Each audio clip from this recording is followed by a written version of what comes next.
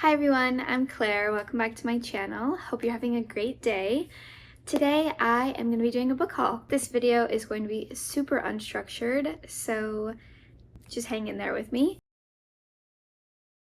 I love buying thrillers used because I'm not sure if I'm going to like them. I usually like to give them away or donate them because it's pretty unlikely that I'll read them again. The first one that I picked up in this category is You're Invited by Amanda Giatisa.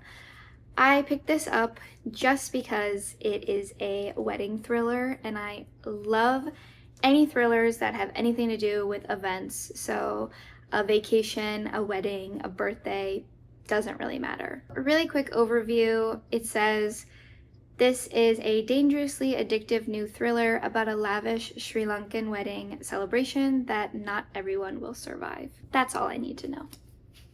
The second one in this category is The Resort by Sarah Oakes. Is it Ox or Oakes? Sarah Ox Oakes. I picked this one up for the exact same reason. It is a thriller that is set at some sort of event, in this case, a vacation. There are 3 rules to follow during a vacation at the famous Koh Sang Resort. So they're in Thailand, somebody's gonna die, I guess. The first is The Dispossessed by Ursula K. Le Guin, and I picked this up because this is a special 50th anniversary edition. It's really cool looking. I saw it and I thought, yeah, I have to read that. The back says, The Dispossessed is a masterful, thought-provoking tale of anarchism and capitalism, individualism and collectivism, and one ambitious person's quest to bridge the ideological chasm separating 2 worlds. One of my favorite things is capitalism or consumerism commentary in books. So when I saw capitalism on the back, I thought, yes, absolutely. I actually have another one of her books on my shelves already, but this one is definitely more up my alley, so I'm really excited about that. Anyway, the second book in the classics category is The Island of Dr. Moreau by H.G. Wells. The Island of Dr. Moreau follows Edward Prendick as he is rescued by a ship carrying an odd cargo of wild animals to an uncharted island. He soon realizes that there's a strangeness about this island, inhuman screams that keep him up at night, and bizarre beasts that roam the land. As Prendick digs deeper into the workings of the island, he finds that Dr. Moreau is more sinister than he seems. I'm gonna cut it there because that's all I needed to know, and already super pumped about this. The final book that I picked up in this category is The Bluest Eye by Toni Morrison. I have never read a Toni Morrison, and I think I'm probably missing out. A young girl prays every day for beauty, mocked by other children for her dark skin, curly hair, and brown eyes that set her apart. She yearns for the blonde hair and blue eyes that she believes will allow her to finally fit in. Yet as her dream grows more fervent, her life slowly starts to disintegrate in the face of adversity and strife. The premise seems really interesting, and I've heard that Toni Morrison can be a little difficult to read, so I'm really excited for the challenge. The next category of books is the largest category in this haul, and that is horror novels. The first book that I picked up is The Bewitching by Silvia Moreno Garcia.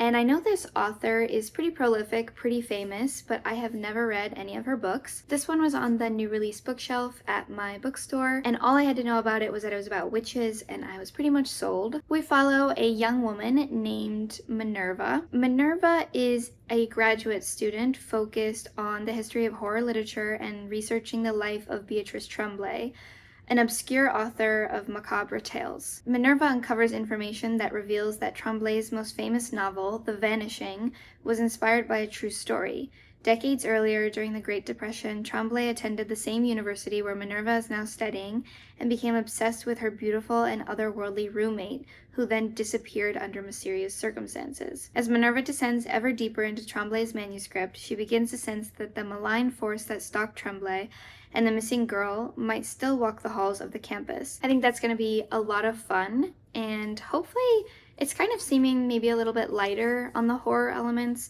so we'll see maybe more fantasy horror than straight up horror. Next up is Feast While You Can, which actually has 2 authors, Michaela Clemens and Anjali Datta. This one is potentially hard to describe or summarize. It follows Angelina, who lives in a small town, which is pretty sleepy, especially outside of tourist months. One night, she goes to a family party like any other, and she runs into the sternly handsome Jugvi, who's back in town.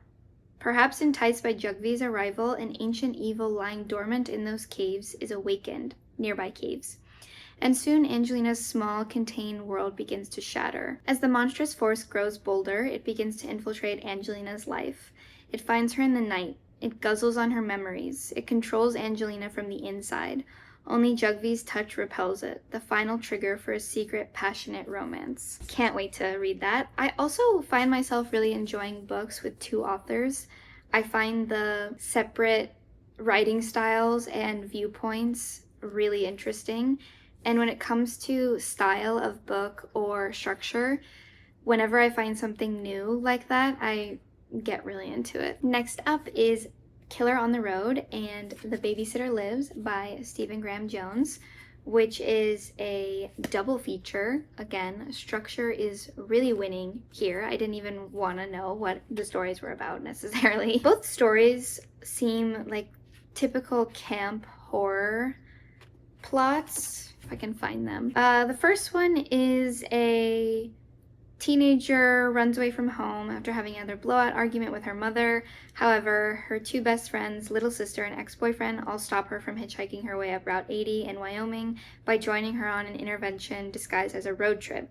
What they don't realize is that Harper has been marked by a very unique serial killer who's been trawling the highway for the past 3 years, and now the killer is after all of them. Second one is The Babysitter Lives, and this one follows high school senior Charlotte as she agrees to babysit the Wilbank twins.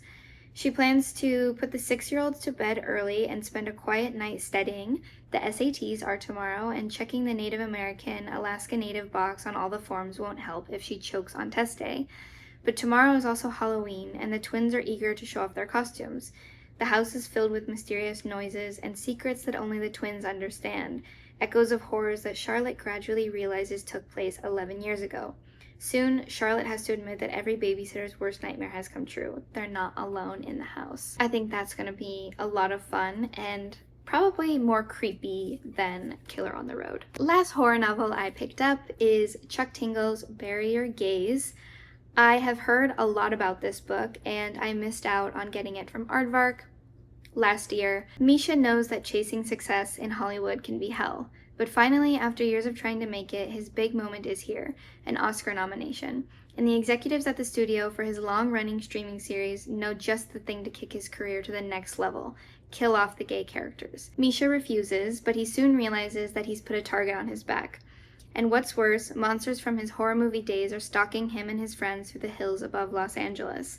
Haunted by his past, Misha must risk his entire future before the horrors from the silver screen find a way to bury him for good. I love that on the back of this, it just says, it's a quote from New York Times. It says, "A scream." That's the whole review. Besides the fact that I've heard a lot of people love this, I opened this up and I saw movie scripts and I was just like, yes, absolutely yes. I love when there's different kinds of media put in books. And it doesn't look like there's a whole lot of that. The addition of these scripts definitely made it extra worth it for me. So I'm really excited for this. Getting closer to the end here, but the second to last category that I'm going to talk about is general fiction reads that I picked up. Technically, this first one is a thriller mystery, but I did not get it from Pango, so I'm kind of separating it out here. I picked up This Is Not a Game by Kelly Mullen. This one I picked up because I just finished Every Time I Go on Vacation Someone Dies by Catherine Mack. And this sounds not similar necessarily, but after I finished that, I was chasing a Clue feeling, like, oh, I need a book that's like Clue. I need it right now. This sounds very similar. This is again, a locked-in mystery, specifically a mansion, I believe. Our main character gets an invitation from local socialite Jane Ireland, a 70-something narcissist who's having a salacious affair with her son-in-law, to a charity auction. She invites Addie, who is her estranged granddaughter, but Mimi doesn't tell her that a blackmail threat from Jane looms over the party's invitation. Murder, martinis, a grandmother-granddaughter sleuthing duo, and a glamorous island manor. Probably going to be super kooky and weird. but I'm up for it. The next book that I picked up in this general adult fiction category is Indian Country by Shobha Rao.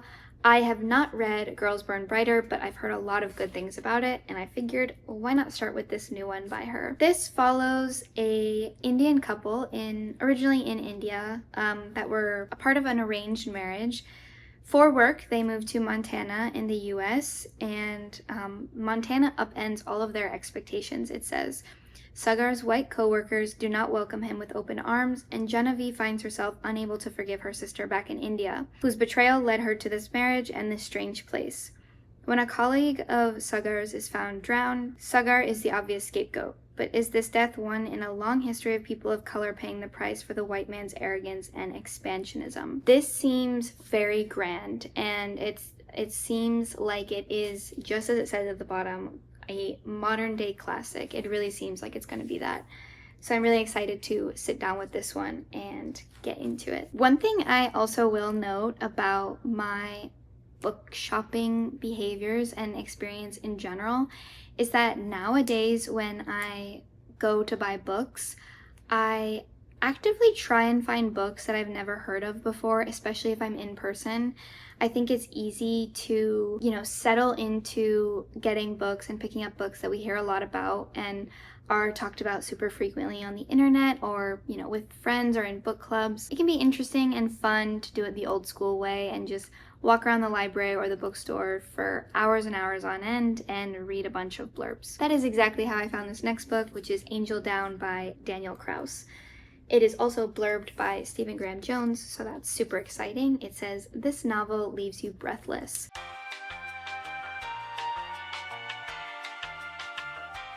This one has a super interesting premise, which is, again, why I would say and recommend to just walk around bookstores and pick up random books and read blurbs, even if you're not going to buy them, adding them to a list or making a note of them. It really helps to get out of the cycle of picking up books that people are really raving about and talking about. That, of course, is always good, but it's really fun to just see what else is out there. So this follows a private serial bagger who is a part of a group of 5 men who are given a deadly mission: venture into the perilous no man's land to euthanize a wounded comrade. What they find amid the ruined battlefield, however, is not a man in need of mercy, but a fallen angel, seemingly struck down by artillery fire.